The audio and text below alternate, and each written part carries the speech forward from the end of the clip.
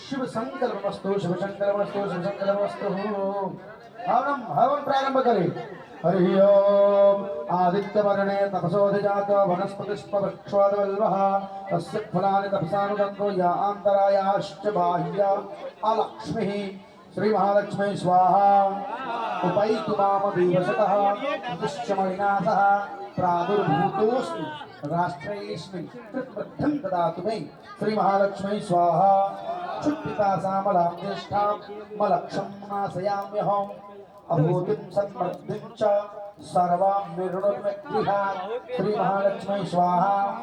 गन्धद्वाराङ्कुराधरसां नित्यपुष्टां करीषणीं ईश्वरीं सर्वभूतानां तामिहोपवै श्रियां श्री महालक्ष्मी स्वाहा। मनसा काममाकुतिं वाचा सत्यमसीमहि पशूनामरूपमन्यस्य मयि श्री श्रेयतां यशः श्री महालक्ष्मी स्वाहा।